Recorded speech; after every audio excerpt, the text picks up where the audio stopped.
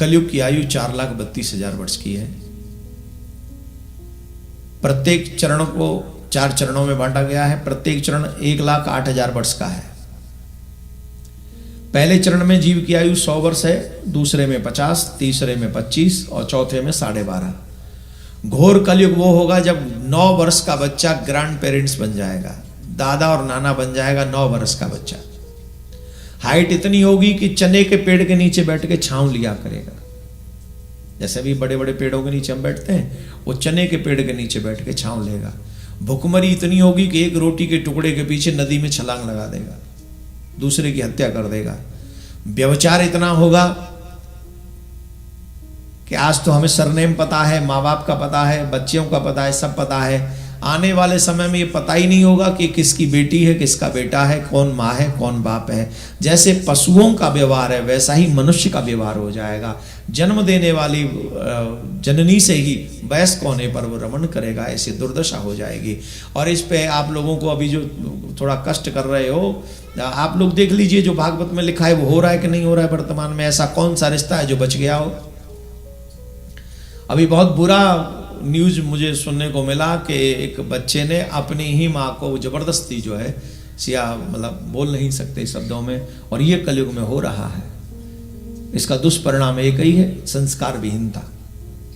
जब तक हमारे बच्चे संस्कारवान नहीं बनेंगे, ये सब काम अभी तो धीरे धीरे ये है, अभी तो बढ़ेंगे ये सब।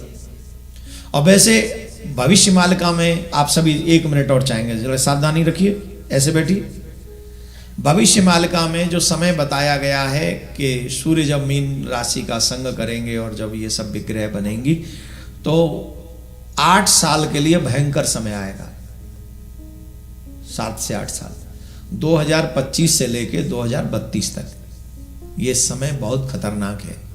मैं नहीं कह रहा हूं भविष्य मालिका में, इसमें संसार की 70% आबादी मनुष्यों की समाप्त हो जाएगी। टोटल 64-65 करोड़ लोग बचेंगे।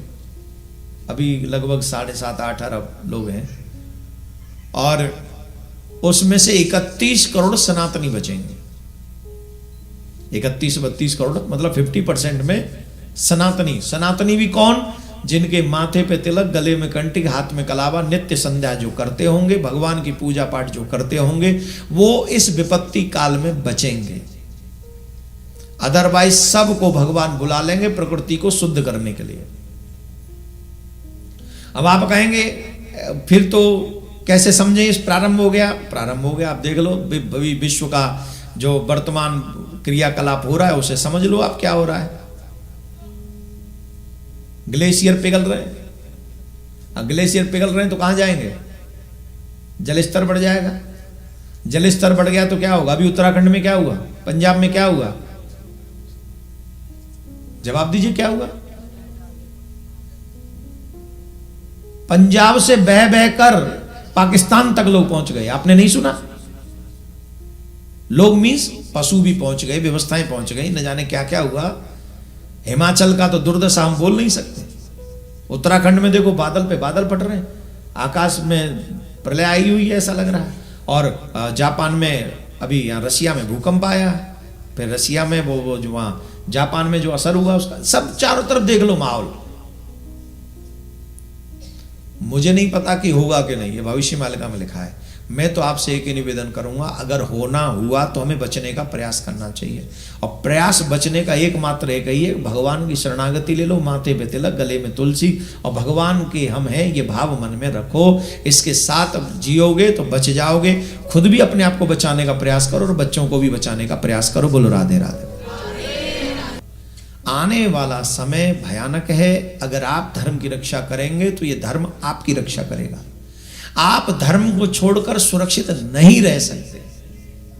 आपको धर्म की रक्षा करनी ही पड़ेगी, और अगर आप नहीं करेंगे तो फिर धर्म भी आपको छोड़ देगा। जैसे भगवान कहते हैं तू मुझे पकड़ ले मैं तुझे पकड़ लूंगा, और तू मुझे छोड़ दे मैं तुझे छोड़ दूंगा। वही स्वरूप भगवान के धर्म का।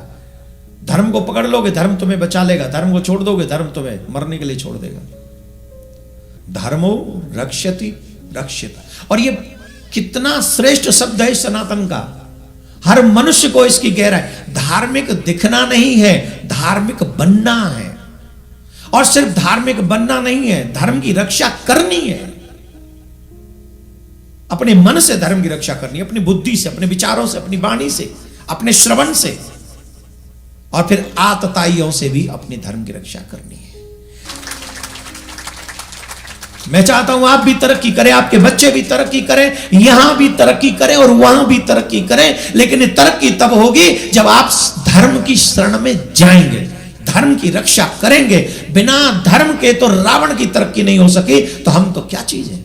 बिना धर्म के रावण मर गया, बिना धर्म के हिरण्यकश्यप मर गया, बिना धर्म के कंस मर गया, शिशुपाल मर गया, जरासंध मर गया, एक से एक बरदानी बिना धर्म के मर गए, तो हम और तुम क्या हैं।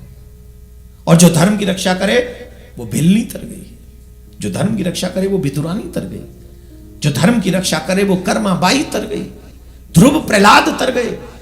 वो वही तरह हैं जिन्होंने धर्म को एक्सेप्ट किया और धर्म के साथ अपना जीवन का कल्याण कर लिया। तो मेरे भाई बहन, ये मैसेज लेकर मैं आप सबके साथ में आया। आपके पास ऑप्शन है रावण, कंस, जरासंध, हिरण्यकश्यप, या तो इसके रास्ते पे चले जाओ, या ध्रुव, प्रहलाद, मीरा, हरिश्चंद्र, कर्माबाई, नरसी, सूरदास, तुलसीदास, इनके रास्ते पे चले जाओ। इनके रास्ते पे उद्धार है, उनके रास्ते पे संहार है।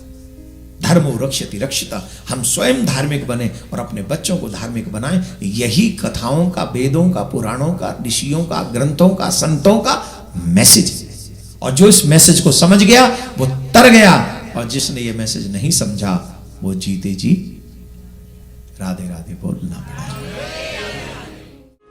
हर घर में गूंजे सनातन की आवाज। वीडियो को लाइक करें, शेयर करें और चैनल को सब्सक्राइब करना ना भूलें।